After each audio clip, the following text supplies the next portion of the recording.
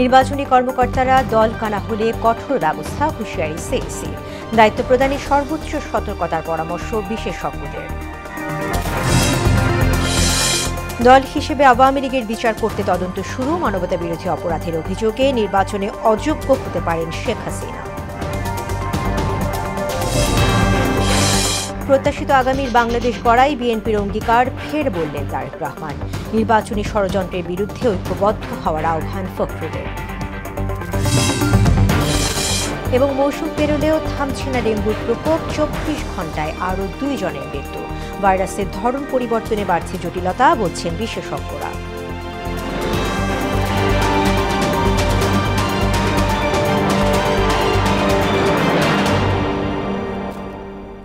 আসসালামু আলাইকুম, মোহনা সংবাদে সবাইকে স্বাগত। শুনছিলেন শিরোনাম, পুরো সংবাদে আছি আমি তাসমিয়া জেরিন। নির্বাচনী দায়িত্ব পালনকারী কর্মকর্তারা দল দাসের মতো আচরণ করলে কঠোর ব্যবস্থার হুঁশিয়ারি দিয়েছেন প্রধান নির্বাচন কমিশনার এএমএম নাসির উদ্দিন। ভোটের মাঠে রাজনৈতিক অভিপ্রায় প্রয়োগের বিরুদ্ধেও ইসি শক্ত অবস্থানে থাকবে বলে জানান তিনি। দুপুরে নির্বাচন বিশেষজ্ঞদের সঙ্গে সংলাপে এসব কথা বলেন সিইসি। আগামী জাতীয় নির্বাচনে কর্মকর্তাদের দায়িত্ব প্রদানে আরও সতর্ক হতে ইসিকে পরামর্শ দেন বিশেষজ্ঞরা। এমআর আসাদের রিপোর্ট। অংশীজনদের সঙ্গে ধারাবাহিক সংলাপের অংশ হিসাবে মঙ্গলবার নির্বাচন বিশেষজ্ঞদের সঙ্গে সংলাপে বসে কমিশন। মত বিনিময়ে উঠে আসে ভোটের প্রচারণা, নিরাপত্তা, রিটার্নিং কর্মকর্তা নিয়োগ সহ নানা ইস্যু। ভোটের মাঠকে পেশি ও অর্থশক্তির প্রভাব থেকে রক্ষা করার পরামর্শ দিয়ে বিশেষজ্ঞরা বলেন, নির্বাচনে সহিংসতা মুক্ত পরিবেশ তৈরিতে বেগ পেতে হবে ইসিকে। স্ট্যান্ডার্ড ভোটের, সান্ত্বনা ভোটের কোনো প্রয়োজনই নাই। চ্যালেঞ্জ ভোটের কিছুটা লিগ্যাল থাকলেও চ্যালেঞ্জ ভোট, যেহেতু 2600 ভোটার তালিকা আছে, চ্যালেঞ্জ ভোটটাও স্যার কোনো আরপিও থেকে উঠাই দিবেন কিনা স্যার আপনারা চিন্তা করে দেখতে পারেন। সাথে সাথে ভোট কেন্দ্রের গণনা এবং ফলাফল ঘোষণা সবচাইতে গণতান্ত্রিক পদ্ধতি। জুলাই সনদ এটা পাস হবে কি হবে না সেটার জন্য একটা হ্যাঁ আর না, একটা টিক শুধু বেশি দিতে হবে। তো ইট ইজ পসিবল। নির্বাচন সংশ্লিষ্ট কর্মকর্তাদের দলদাসের মতো আচরণ সহ্য করা হবে না বলে হুঁশিয়ারি দেন সিইসি। আপনি দলীয় দলদাসের মতো কাজ করতে পারবেন না, সেটা আমরা নিশ্চিত করবো। কেউ যদি মনের মধ্যে রাজনৈতিক অভিলাষ বা কোনো পক্ষপাতের যদি নিয়ত থাকেও, সেটা বাস্তবে এটার কাজের মধ্যে প্রতিফলন হবে না, সেইটুকুই আমরা নিশ্চিত করবো। সেই অ্যাকশনটা আমরা নেওয়ার ব্যবস্থা করব। রাজনৈতিক অভিপ্রায় খাটানোর চেষ্টা হলে উপযুক্ত পদক্ষেপ নেওয়ার কথাও জানান তিনি। এখনকার মেসেজ আর আগের মেসেজ ভিন্ন। আগে মেসেজ ছিল যে আমার পক্ষে কাজ না করলে আপনার বিরুদ্ধে অ্যাকশন হবে, আর এখন হবে যে কারো পক্ষে কাজ করলে অ্যাকশন হবে। কারণ এখন মেসেজ ইজ ভেরি ক্লিয়ার। সুষ্ঠু ও নিরপেক্ষ নির্বাচনের স্বার্থে সব পক্ষকে ঐক্যবদ্ধ থাকার আহ্বানও জানান সিইসি। এমআর আসাদ, মোহনা সংবাদ, ঢাকা। মানবতা বিরোধী অপরাধে অভিযুক্ত হওয়ায় বন্ধ হচ্ছে শেখ হাসিনা নির্বাচনে অংশ নেওয়ার পথ। দল হিসেবে আওয়ামী লীগের বিচারের জন্য তদন্ত শুরু করেছেন ট্রাইব্যুনাল। দুপুর এক ব্রিফিংয়ে তথ্য জানান চিফ প্রসিকিউটর তাজুল ইসলাম। এদিন আশুলিয়ার 6 লাশ পোড়ানোর মামলায় 8ম দিনের সাক্ষ্য গ্রহণ অনুষ্ঠিত হয়। সুরাইয়া মুনের রিপোর্ট। আন্তর্জাতিক অপরাধ ট্রাইব্যুনালে কোনো ব্যক্তির বিরুদ্ধে অভিযোগ দাখিল হলে তিনি সংসদ সদস্য নির্বাচিত হওয়ার যোগ্যতা হারাবেন। এর পাশাপাশি সরকারি চাকুরি ও স্থানীয় সরকারের কোনো পদে নিয়োগের সুযোগ পাবেন না অভিযুক্ত। এই মর্মে গেজেট প্রকাশ করেছে সরকার। এ নিয়ে চিফ প্রসিকিউটর জানান, ট্রাইব্যুনালে বিচার চলাকালীন আইন সংশোধন হলেও তা নিয়ে প্রশ্ন তোলার সুযোগ নেই। বিচারে এর কোনো প্রভাব পড়বে না। আদালতে এ নিয়ে চ্যালেঞ্জও করা যাবে না বলে জানান তিনি। একটা রাষ্ট্র বিপ্লবোত্তর পরিবেশে যখন একটা পুনর্গঠন প্রক্রিয়ার মধ্যে আছে, তখন রাষ্ট্রের প্রয়োজনে, দেশকে সামনে এগিয়ে নেওয়ার প্রয়োজনে সরকার এই আইন শুধু নয়, বিভিন্ন আইনেরই বিভিন্ন ধরনের সংশোধনী আনছেন এই রাষ্ট্রকে সঠিক ট্র্যাকে তোলার জন্য। তারই অংশ হিসাবে এটা করা হয়েছে এই সময়ের প্রয়োজনে, এবং এখন থেকে সেই আইনটা সেভাবে প্রয়োগযোগ্য হবে। এদিকে বিচারপতি গোলাম মুর্তুজা মজুমদারের নেতৃত্বাধীন ট্রাইব্যুনাল 1-এ শেখ হাসিনা সহ 3 জনের বিরুদ্ধে মানবতা বিরোধী অপরাধের মামলায় সাক্ষ্য গ্রহণের পর সবশেষ সাক্ষীকে জেরা করা হয়। তদন্ত কর্মকর্তা মোহাম্মদ আলমগীরকে জেরা করেন শেখ হাসিনার আইনজীবী। আনুষ্ঠানিকভাবে আওয়ামী লীগের বিরুদ্ধে তদন্ত শুরু হয়েছে, তদন্ত কর্মকর্তা নিয়োগ হয়েছে এবং তারা তদন্ত কাজ খুব দ্রুতই সম্পন্ন করবেন, তারা সর্বাত্মক চেষ্টা করবেন এবং তদন্ত রিপোর্ট প্রাপ্তি সাপেক্ষে দল হিসাবে বিচারের জন্য আওয়ামী লীগের ব্যাপারেও যথাযথ ব্যবস্থা গ্রহণ করা হবে। দলকে কি ধরনের সাজা দেওয়া যাবে সেটা কিন্তু আইনে বলা আছে, যে তাকে দলকে নিষিদ্ধ করা বা অন্য কোনো প্রক্রিয়ায় সাজা দেওয়ার বিষয়গুলো, সেগুলো প্রপার্টি সিজ করা, তাদের নেতাকর্মীকে ব্যাপারে তাদের একটা সার্টেন কোনো ডাইরেক্টিভ ইস্যু করা, এগুলো আইনে আছে। এছাড়াও আশুলিয়ায় 6 লাশ পোড়ানোর মামলায় 10ম সাক্ষীর সাক্ষ্য গ্রহণ হয় ট্রাইব্যুনাল 2-এ। সুরাইয়া মুন্নি, মোহনা সংবাদ, ঢাকা। একটি সুন্দর প্রত্যাশিত আগামীর বাংলাদেশ গড়াই বিএনপির অঙ্গীকার বলে জানালেন দলটির ভারপ্রাপ্ত চেয়ারম্যান তারেক রহমান। রাজধানী সরোয়ার্দী উদ্যানে শিক্ষক কর্মচারী ঐক্য জোটের সমাবেশে ভার্চুয়ালি যুক্ত হয়ে বেসরকারি শিক্ষক কর্মচারীদের চাকরি জাতীয়করণের দাবির সঙ্গে একাত্মতাও ঘোষণা করেন তিনি। আর নির্বাচন ঘিরে ষড়যন্ত্র শুরু হয়েছে মন্তব্য করে সবাইকে ঐক্যবদ্ধ হওয়ার আহ্বান জানালেন দলের মহাসচিব। তানজিদ ভুঁইয়ার প্রতিবেদন। চাকরি জাতীয়করণ সহ 4 দফা দাবিতে মঙ্গলবার রাজধানীর সোহরাওয়ার্দী উদ্যানে শিক্ষক কর্মচারী ঐক্য জোটের আয়োজনে অনুষ্ঠিত হয় এই শিক্ষক সমাবেশ। অংশ নেন সারা দেশের বেসরকারি স্কুল, কলেজ ও মাদ্রাসার শিক্ষকরা।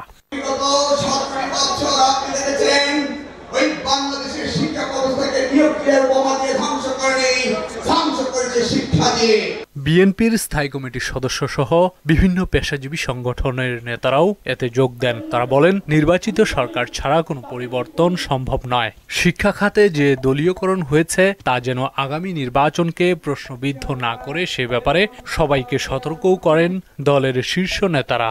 গণতন্ত্রকে আজকে প্রলম্বিত করার যত চেষ্টা করাই হোক, আগামী দিনে শিক্ষক সমাজ আপনাদেরকেও যথাযথ দায়িত্ব পালন করতে হবে। যারা গণতন্ত্রের কথা মুখে বলে, হৃদয়ে বিশ্বাস করে না, জনগণকে ধোঁকা দিয়ে রাজনীতি করতে চায়, তারা শিক্ষা ব্যবস্থায় অনুপ্রবেশ ঘটেছে তাদের। সমাবেশে নির্বাচন ঘিরে গভীর ষড়যন্ত্র শুরু হয়েছে মন্তব্য করে গণতন্ত্রের অভিযাত্রায় সবাইকে এক থাকার আহ্বান জানান বিএনপি মহাসচিব। আসন্ন যে নির্বাচন আসছে, সেই নির্বাচনে আপনাদের একটা বিরাট ভূমিকা আছে। আপনার প্রতিটি জায়গায় আপনার দায়িত্ব পালন করবেন। গভীর ষড়যন্ত্র শুরু হয়েছে যে সেই নির্বাচনকে ভিন্ন খাতে পরিচালিত করবার, কেউ যেন সেটাকে ভিন্ন খাতে পরিচালিত করতে না পারে, তার দিকে আপনার সজাগ সতর্ক দৃষ্টি রাখবেন। অনুষ্ঠানে লন্ডন থেকে যুক্ত হয়ে দলের ভারপ্রাপ্ত চেয়ারম্যান তারেক রহমান বলেন, আগামী নির্বাচনে বিএনপি সরকার গঠন করলে দেশের শিক্ষা খাত ঢেলে সাজানো হবে। জনগণের ভোটে বিএনপি রাষ্ট্র পরিচালনার সুযোগ পেলে অবশ্যই রাষ্ট্রের সামর্থ্য অনুযায়ী শিক্ষকদের আর্থিক নিরাপত্তা বেষ্টনী বাড়ানো কিংবা চাকরি স্থায়ীকরণ কিংবা জাতীয়করণের বিষয়টি ইনশাআল্লাহ ইতিবাচক বিবেচনার জন্য উচ্চ পর্যায়ের কমিশন আমরা গঠন করব ইনশাআল্লাহ। আসন্ন নির্বাচনে বিএনপির প্রতি শিক্ষকদের সমর্থন সহযোগিতাও প্রত্যাশা করেন তিনি। বিএনপি সম্মানিত শিক্ষক কর্মচারী ভাই বোনদের আন্তরিক সহযোগিতা চায়। তানজিদ ভুঁইয়া, মোহনা সংবাদ, ঢাকা। 2 আঞ্চলিক ও এক বিশ্বশক্তি দেশের রাজনীতিতে প্রভাব বিস্তারের চেষ্টা চলছে বলে অভিযোগ করলেন বিএনপির স্থায়ী কমিটির সদস্য সালাউদ্দিন আহমেদ। আবরার ফাহাদের 6ষ্ঠ মৃত্যুবার্ষিকী উপলক্ষে ঢাকা বিশ্ববিদ্যালয়ে আয়োজিত এক অনুষ্ঠানে তিনি অভিযোগ করেন, বিদেশি শক্তির স্বার্থের খেলায় মেতে না উঠে দেশের পক্ষে কাজ করতে সবার প্রতি আহ্বান জানান তিনি। এ সময় শক্তি প্রদর্শনের রাজনীতির পরিণতি ভয়াবহ হবে বলেও হুঁশিয়ারি দেন তিনি। দেশের স্বাধীনতার সার্বভৌমত্ব রক্ষার জন্য, গণতন্ত্র রক্ষার জন্য অবশ্যই জীবন দেব, কিন্তু সেই দিন আমরা দেখতে চাই না। আমরা যদি ঐক্যবদ্ধ থাকি তাহলে বাংলাদেশের স্বাধীনতা অক্ষুণ্ণ থাকবে। বাংলাদেশে অবশ্যই ব্যাড পলিটিক্সকে যদি আমরা রিপ্লেস করতে যাই গুড পলিটিক্স দিয়ে, তাহলেই পরে ফেসিবাদের উৎপত্তি কোনোদিন হবে না। অন্যথায় যদি আমরা তাদের মতো আচরণ করতে থাকি তাহলে ফেসিবাদ কোনো না কোনো দিন আবার পুনরাগমন হবে। শহীদ আবরার ফাহাদকে জুলাই আন্দোলনের প্রেরণা বলে উল্লেখ করলেন তথ্য উপদেষ্টা মাহফুজ আলম। বিকেলে জাতীয় জাদুঘরে আবরার ফাহাদের শাহাদাত বার্ষিকীর অনুষ্ঠানে একথা বলেন তিনি। বিগত ফ্যাসিস্ট সরকারের সময় বিশ্ববিদ্যালয়গুলোতে অরাজকতা চলত মন্তব্য করে এসব অত্যাচার নির্যাতনের ফলেই রক্তিম জুলাই আসে বলেও জানান তিনি। এ সময় অভ্যুত্থানের শক্তিগুলোকে ঐক্যবদ্ধ থাকার আহ্বানও জানান তথ্য উপদেষ্টা। আবরার ফাহাদের শাহাদাতের কারণেই আমি মনে করি যে জুলাই অভ্যুত্থান কিছুটা হইলেও স্ট্র্যাটেজিক্যালি অবশ্যই তার অবদান আছে, আত্মত্যাগের মানে প্রেরণার জায়গা থেকে অনেক বড় অবদান, কিন্তু স্ট্র্যাটেজিক্যালি যেটা হয়েছে যে ক্যাম্পাসগুলোতে এক ধরনের স্পেস ক্রিয়েট হয়েছে। অভ্যুত্থানের শক্তিগুলোর মধ্যে আদর্শিক যে লড়াইটা শুরু হলো, এটা আমি মনে করি যে খুবই আমাদের জন্য দুঃখজনক। এবং আমরা সারা দেশে গেল 24 ঘন্টায় ডেঙ্গুতে আক্রান্ত হয়ে 2 জন মারা গেছেন। হাসপাতালে ভর্তি হয়েছেন 715 জন। এ নিয়ে চলতি বছর ডেঙ্গুতে মৃতের সংখ্যা বেড়ে 217 জন এবং শনাক্ত রোগী বেড়ে 51,404 জনে দাঁড়িয়েছে। মঙ্গলবার স্বাস্থ্য অধিদপ্তরের পাঠানো ডেঙ্গু বিষয়ক নিয়মিত সংবাদ বিজ্ঞপ্তিতে এ তথ্য জানানো হয়। এদিকে মৌসুম পেরিয়ে গেলেও দেশে থামছেই না ডেঙ্গুর প্রকোপ। বিশেষজ্ঞরা বলছেন ভাইরাসের ধরন পরিবর্তন হওয়ায় বাড়ছে জটিলতা। এতে 21 থেকে 30 বছর বয়সীরা বেশি আক্রান্ত হচ্ছেন বলেও উল্লেখ করেন তারা।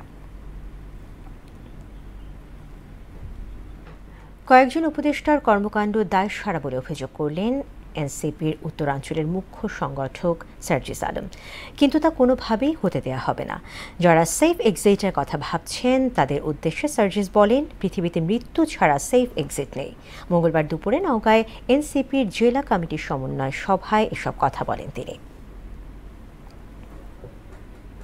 ভাবে দায় সারা দায়িত্বটা পালন করে নির্বাচনের মধ্য দিয়ে এক্সিট নিতে পারলে হইল, দেশে থাকুক আর দেশের বাইরে থাকুক। এই দায় সারা দায়িত্ব নেয়ার জন্য অভ্যুত্থান পরবর্তী একটা সরকার কাজ করতে পারে না। যেহেতু কোনো আইনগত বাধা নেই, এনসিপি আগামী নির্বাচনে অংশগ্রহণ করলে শাপলা প্রতীক নিয়ে অংশগ্রহণ করবে। আমরা যতদূর জানি যে এখন একটা তাদের মধ্যে পজিটিভ আলোচনা হচ্ছে। মাইলিশ রক্ষায় মেঘনা নদী সহ বিভিন্ন নদী ও সমুদ্র উপকূল জুড়ে কোস্ট গার্ডের কড়া নজরদারি চলছে। ইলিশ আহরণে 22 দিনের নিষেধাজ্ঞা উপেক্ষা করে মাছ ধরতে নামলে কঠোর ব্যবস্থা নিচ্ছে কোস্টগার্ড। সংস্থাটির দাবি, ধারাবাহিক অভিযানে কমে এসেছে অবৈধ জাটকা নিধন। চাঁদপুর ঘুরে এসে আরও জানাচ্ছেন মনিরুল ইসলাম। ইলিশের এখন প্রজনন মৌসুম। মাইলিশ রক্ষায় চাঁদপুর সহ উপকূল জুড়ে কঠোর নজরদারি চালাচ্ছে বাংলাদেশ কোস্টগার্ড সহ অন্যান্য আইনশৃঙ্খলা বাহিনী। 22 দিনে সারা দেশে ইলিশ আহরণ, পরিবহন, মজুত ও বিক্রি সম্পূর্ণ নিষিদ্ধ। তবে তা অমান্য করেই গোপনে ইলিশ শিকারে নামছে কিছু অসাধু জেলে। কোস্টগার্ড বলছে, নির্ধারিত উপকূলীয় ও নদী এলাকার মৎস্য অভয়াশ্রমগুলোতে মা ইলিশ রক্ষায় সার্বক্ষণিক টহল অব্যাহত রয়েছে। আইন ভঙ্গকারীদের বিরুদ্ধে নিয়মিত মামলা ও জরিমানাও করা হচ্ছে বলে জানালেন এই কর্মকর্তা। জাটকা নিধন প্রতিরোধ, মা ইলিশ সংরক্ষণ এবং সমুদ্রে মাছ ধরা নিষেধাজ্ঞাকালীন কঠোর নজরদারি এবং প্রতিনিয়ত কোস্টগার্ডের অভিযান অব্যাহত রয়েছে। সম্প্রতি আপনারা জানেন যে আর্টিসানাল ট্রলিং বোটের মাধ্যমে যে মাছ শিকার করা হয়, এই সবগুলো আমরা আটক করা শুরু করেছি। মা ইলিশ রক্ষায় এই সময়টাই নদীতে জাল না ফেলতে জেলেদের প্রতি অনুরোধ জানান রাফায়েল মনোয়ার। আগের চেয়ে আমরা তৎপর হয়েছি এবং দিনে রাতে বললাম সবসময় অভিযান চলমান। এই বোটটা আমরা সবসময় আমরা চাচ্ছি আমরা যে ইকুইপমেন্টগুলো দিয়ে এই জীববৈচিত্র্য নষ্ট হচ্ছে সেই ইকুইপমেন্টগুলো আমরা বিনষ্ট করে ফেলি। জাতীয় স্বার্থে সচেতন মহল সহ সবাইকে আন্তরিক হওয়ার আহ্বানও জানান তিনি। উত্তাল এই নদী অঞ্চল, এত সব সীমাবদ্ধতার মধ্যেও নিয়মিতই অভিযান পরিচালনা করছে বাংলাদেশ কোস্টগার্ড। যারা নিষেধাজ্ঞা অমান্য করে ইলিশ ধরছেন, এখন সেই অভিযানই চলমান রয়েছে। আর এই অভিযান চলবে 25 অক্টোবর পর্যন্ত। মনিরুল ইসলাম, মোহনার সংবাদ, চাঁদপুর। স্বৈরাচার শেখ হাসিনা তার শাসনকালে 22.7 বিলিয়ন মার্কিন ডলার বিদেশে পাচার করেছে বলে অভিযোগ করেছেন বিএনপি চেয়ারপারসনের উপদেষ্টা ও যুক্তরাজ্য বিএনপি সভাপতি এম এ মালিক। সোমবার রাতে সিলেটের দক্ষিণ সুরমায় এক মতবিনিময় সভায় বিএনপি উন্নয়নের রাজনীতিতে বিশ্বাস করে জানিয়ে রাষ্ট্র কাঠামো মেরামতে 31 দফা মানুষের ঘরে ঘরে পৌঁছে দিতে দলের নেতাকর্মীদের প্রতি আহ্বানও জানান তিনি। 22.7 বিলিয়ন ডলার দেশের পাচার করতে, কত হাজার লক্ষ লক্ষ কোটি টাকা দেশের বাইরে পাচার। হাসিনা ইন্ডিয়াতে বসে ভারতের ইন্ডিয়ার র অর্থাৎ তাদের ইন্টেলিজেন্স বাংলাদেশে এখনো তারা খুব শক্তিশালী, এখনো 80% প্রশাসন এই ইন্ডিয়ার র কন্ট্রোল করছে। দেশের বাইরে খবর, গাজায় ইসরায়েলি আগ্রাসনের 2 বছরে আর্থিক ক্ষয়ক্ষতির পরিমাণ দাঁড়িয়েছে 6,800 কোটি মার্কিন ডলার। উপত্যকাটির প্রায় 90% অবকাঠামোই ধ্বংসস্তূপে পরিণত হয়েছে। বর্তমানে সেখানে চালু আছে মাত্র 14টি হাসপাতাল। ইসরায়েলি বর্বরতায় সম্পূর্ণরূপে ধ্বংস হয়েছে 8 শতাধিক মসজিদ। কবরস্থান ধ্বংস করতেও দ্বিধা করেনি নেতানিয়াহু বাহিনী। বিস্তারিত জানাচ্ছেন ঐশী আলম। ইসরায়েলি নির্যাতন আর গণহত্যার 2 বছরে ধ্বংসের নগরীতে পরিণত হয়েছে গাজা। অমানবিকতার সব ধাপ লঙ্ঘন করে নেতানিয়াহু বাহিনীর আগ্রাসনের মূল কেন্দ্র হয়ে ওঠে গাজার হাসপাতালগুলো। হামাসের আশ্রয়স্থল আখ্যা দিয়ে একের পর এক হাসপাতালের ওপর বিমান হামলা চালায় আইডিএফ। বর্তমানে পুরো গাজা উপত্যকায় চালু আছে মাত্র 14টি হাসপাতাল। এর মধ্যে 8টি গাজা সিটিতে আর বাকি 6টি দেইর আল বালাহ ও খান ইউনিসে। আংশিক কার্যকর হাসপাতালগুলোতে এখন উপচে পড়া ভিড়। রোগীদের কেউ তাঁবুতে, কেউ হাসপাতালের মেঝেতে চিকিৎসা নিচ্ছেন। শুধু স্বাস্থ্য খাতেই নয়, বরং ধর্মীয় উপাসনালয়গুলোও আগ্রাসনের শিকার হয়েছে। গাজার ধর্ম মন্ত্রণালয়ের এক প্রতিবেদনে বলা হয়, 2023 সালের 7 অক্টোবর থেকে চলতি বছরের 19 জানুয়ারি পর্যন্ত পুরোপুরি ধ্বংস হয়ে গেছে 834টি মসজিদ। আংশিক ক্ষতিগ্রস্ত হয়েছে আরও 275টি। এছাড়া গাজা সিটিতে অবস্থিত 3টি ঐতিহাসিক গির্জাও ধ্বংস করে দেয় দখলদার বাহিনী। 60টি কবরস্থানের মধ্যে 40টিতে হামলা চালায় আইডিএফ। এর মধ্যে 21টি পুরোপুরি ধ্বংস করা হয়।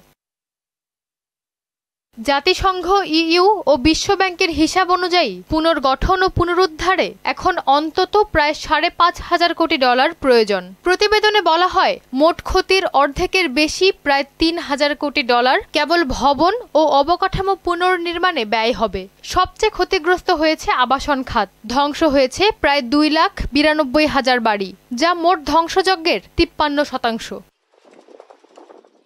আরও প্রায় 2,000 কোটি ডলার প্রয়োজন হবে শিক্ষা, স্বাস্থ্য, শিল্প ও বাণিজ্য খাত পুনর্গঠনে। প্রতিবেদন অনুযায়ী ইসরায়েলি হামলায় 90% শিক্ষা প্রতিষ্ঠান, সাংস্কৃতিক ও ধর্মীয় কেন্দ্র ধ্বংস হয়ে গেছে। ঐশী আলম, মোহনা সংবাদ।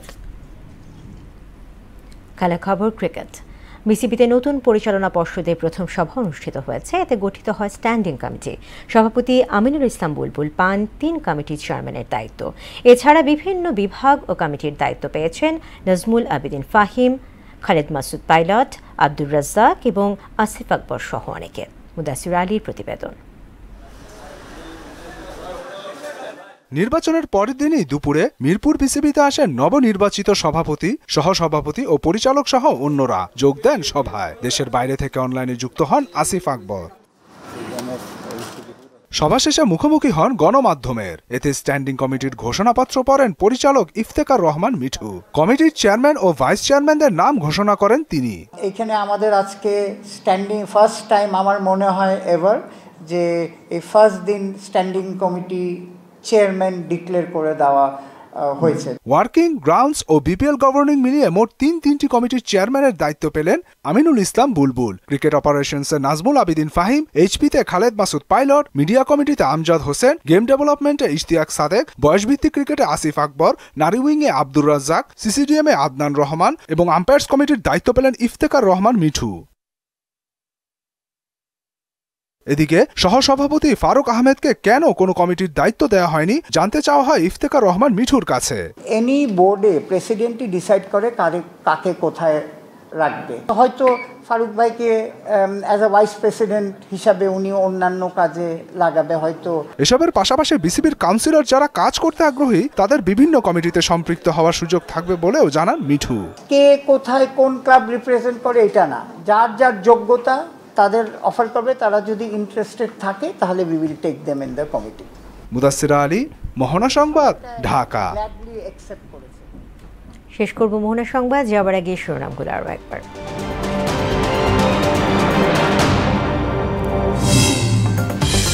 নির্বাচনী কর্মকর্তারা দল কানা হলে কঠোর ব্যবস্থা, হুঁশিয়ারি সিইসি। দায়িত্ব প্রদানে সর্বোচ্চ সতর্কতার পরামর্শ বিশেষজ্ঞদের। দল হিসেবে আওয়ামী লীগের বিচার করতে তদন্ত শুরু, মানবতা বিরোধী অপরাধের অভিযোগে নির্বাচনে অযোগ্য হতে পারেন শেখ হাসিনা। প্রত্যাশিত আগামীর বাংলাদেশ গড়াই বিএনপির অঙ্গীকার ফের বললেন তারেক রহমান। নির্বাচনী ষড়যন্ত্রের বিরুদ্ধে ঐক্যবদ্ধ হওয়ার আহ্বান ফখরুলের। এবং মৌসুম পেরোলেও থামছে না ডেঙ্গুর প্রকোপ, 24 ঘন্টায় আরও 2 জনের মৃত্যু। ভাইরাসের ধরন পরিবর্তনে বাড়ছে জটিলতা, বলছেন বিশেষজ্ঞরা।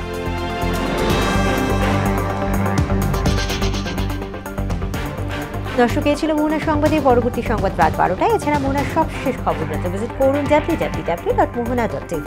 সংবাদ দেখতে পারেন আমাদের ফেসবুক পেজ ও ইউটিউবেও। এতক্ষণ সঙ্গে থাকার জন্য ধন্যবাদ।